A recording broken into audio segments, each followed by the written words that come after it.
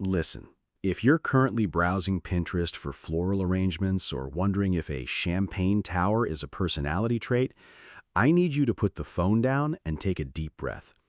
We need to talk about the fact that you've been groomed, not by a person, but by an industry, to believe that the happiest day of your life should also be the most statistically irresponsible one. We've all seen the posts, the slow-motion kiss under a $5,000 flower arch, the ring that costs more than a used Honda Civic, and the caption that says it was all worth it. But was it? Or are we just watching a very expensive funeral for someone's financial future? Society tells you that the size of the rock and the price of the venue are direct reflections of your commitment. They say you only do this once, which is technically a threat if you look at the divorce rates. They tell you that a $30,000 ring is an investment in forever. I'm here to tell you that this advice isn't just sentimental fluff, it is mathematically, psychologically, and fundamentally catastrophic. In the next few minutes, I'm going to prove to you that the modern dream wedding is a financial scam designed to exploit your dopamine receptors, and that the $30,000 ring everyone is swooning over is actually a flashing neon sign pointing toward a future of debt, stress, and potentially a very expensive lawyer.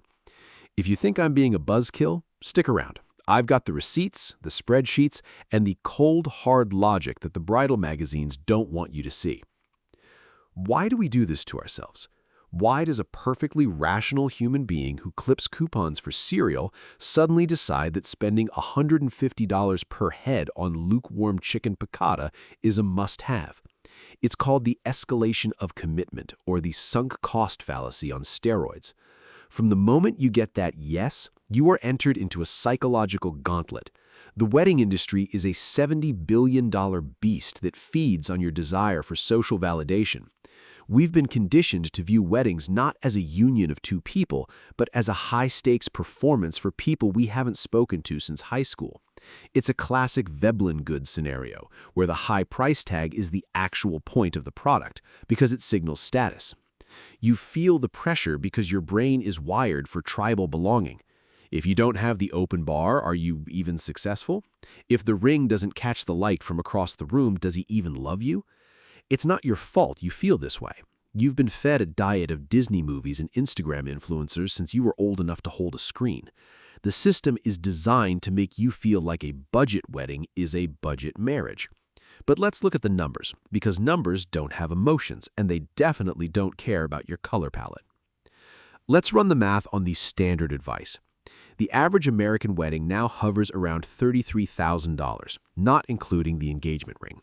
Let's say you go the traditional route, a $30,000 ring and a $30,000 wedding. That's $60,000 out the door before you've even filed your first joint tax return.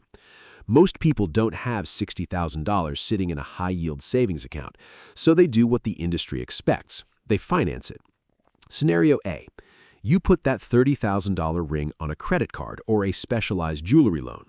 With an average interest rate of 18 to 22%, if you pay $500 a month, you'll be paying for that ring for the next 10 years. By the time you're done, that $30,000 ring has actually cost you over $55,000 in total payments. And here's the kicker.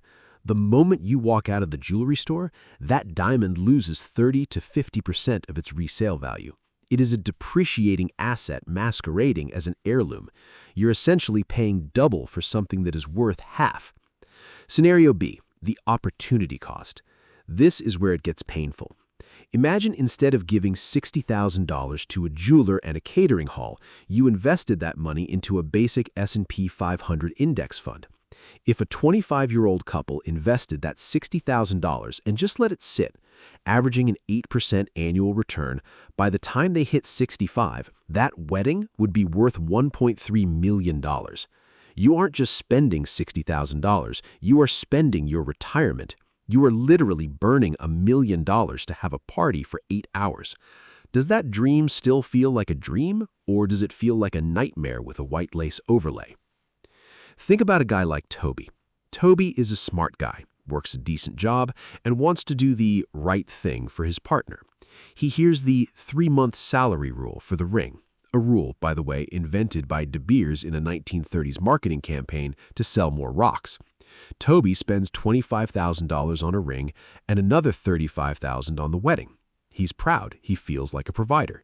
But 6 months into the marriage, the wedding high has faded. Now, Toby and his wife are arguing about why they can't afford a down payment on a house. They're stressed because the $800 monthly loan for the wedding and ring is eating their disposable income. That stress leads to friction. There was a famous study out of Emory University that analyzed 3,000 married couples. The findings were devastating for the wedding industry. The more you spend on your wedding and the ring, the shorter your marriage is likely to be. Specifically, men who spent between $2,000 and $4,000 on an engagement ring were 1.3 times more likely to divorce than those who spent between $500 and $2,000. For weddings, couples who spent $20,000 or more were 3.5 times more likely to divorce than couples who spent between $5,000 and $10,000. Toby didn't buy a forever ring, he bought a financial anchor that is dragging his relationship to the bottom of the ocean. The reality check is this: a wedding is a party, not a marriage. The industry has conflated the two to make you a compliant consumer. The solution isn't to be a hermit or to get married in a basement, unless that's your vibe, but to reclaim the math. A realistic, cynical, yet actionable strategy is the inverse flex. First, the ring. If you must have a diamond, buy lab-grown. It is chemically identical, costs 70% less, and doesn't carry the blood diamond ethical baggage or the marketing scam markup. Or, better yet, buy a moissanite or a vintage piece that already took its depreciation hit decades ago. Second, the wedding. Treat it like a business expense. What is the return on investment? If the ROI is making my mother-in-law happy for one night, is that worth $40,000? Probably not. Set a burn limit. Decide how much cash you can set on fire without affecting your ability to buy a home or retire. If that number is $5,000, then you have a $5,000 wedding. Stop looking at average costs. The average person is broke, stressed, and living paycheck to paycheck. Why would you want to follow their financial blueprint for romance?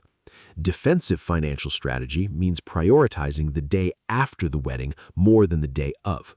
True romance isn't a $30,000 rock. It's the security of knowing that if one of you loses your job, you aren't 3 weeks out of homelessness because you're still paying off the surf and turf for 200 people. We have to stop equating spending with loving. If your relationship requires a 5-figure entrance fee to feel legit, you don't have a relationship problem. You have a marketing problem. The most badass thing you can do is show up to your life with a solid financial foundation while everyone else is drowning in happily ever after debt. The dream wedding is a luxury product sold to people who can't afford it, to impress people who don't care, to celebrate a commitment that expensive jewelry can actually guarantee. If spending more money on a wedding is statistically linked to a higher chance of divorce, why is it that the people most obsessed with traditional marriage values are the ones most likely to insist you go into debt for the ceremony?